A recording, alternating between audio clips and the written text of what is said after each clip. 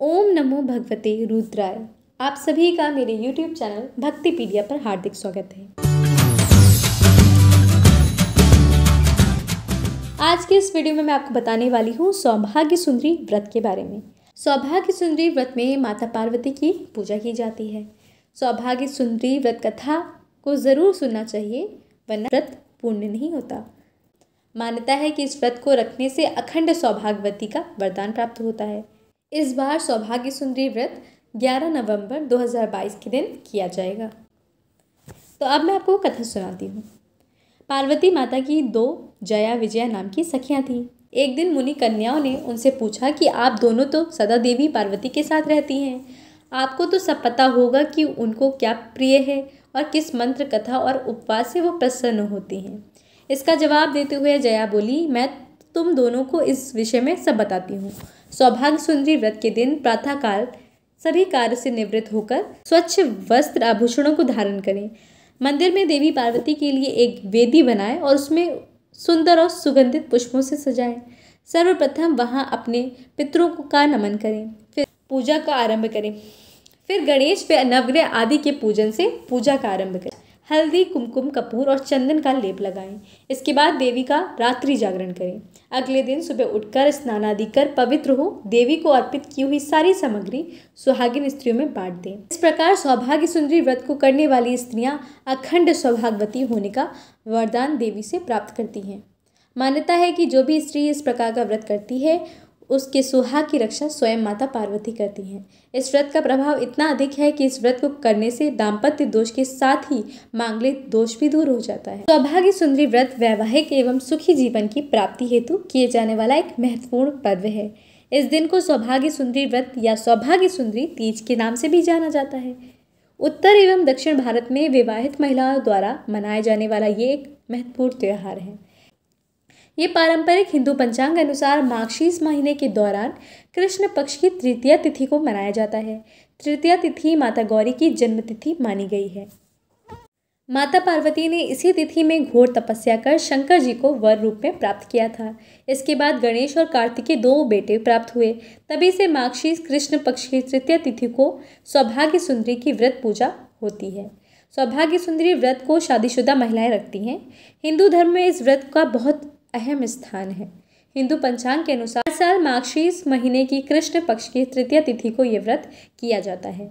सौभाग्य सुंदरी व्रत भगवान शंकर और माता पार्वती को समर्पित है, इसीलिए इस दिन उनकी पूजा की जाती है।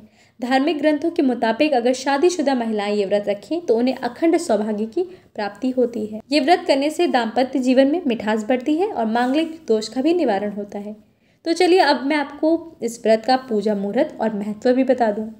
हिंदू पंचांग के अनुसार माघशीस महीने के कृष्ण पक्ष की तृतीया तिथि 11 नवंबर को समाप्त हो रही है, इसीलिए 11 नवंबर को सौभाग्य सुंदरी व्रत रखा जाएगा। इस व्रत के पूजा का शुभ मुहूर्त सुबह 9:22 से सुबह 10:43 तक है। साथ ही इस वर्ष सौभाग्य सुंदरी व्रत के मौके पर शिव और सिद्ध योग बन रहे हैं। शुभ कार्यों के लिए ये दोनों योग बेहद शुभ माने जाते हैं। अब मैं आपको बताती हूँ कि पूजा विधि क्या है। सौभाग्य सुंदरी व्रत के दिन भक्त सूर्योदय पूर्व उठकर स्नान करने के पश्चात व्रत के अनुष्ठान कार्य प्रारंभ हो जाते हैं। विवाहित महिलाएं इस दिन 16 श्रृंगार करती हैं तथा देवी मां को भी सौभाग्य की समस्त वस्तुओं को अर्पित करती हैं। सौभाग्य सुंदरी तीज के अवसर पर विवाहित महिलाएं माता पार्वती की पूजा करती हैं। पूजा स्थल पर लकड़ी की चौकी रखें, उसके ऊपर भगवान शिव और माता पार्वती की तस्वीर रखें। भगवान शिव और देवी पार्वती की पूजा विधिपूर्वक संपन्न की जाती है। मंदिर स्थल पर भगवान शिव एवं देवी की प्रतिमा को स्थापित करते हैं। भगवान के समक्ष दीपक जलाया जाता है। मौली, रोली, चावल, सुपारी और पान भी अर्पित किए जाते हैं।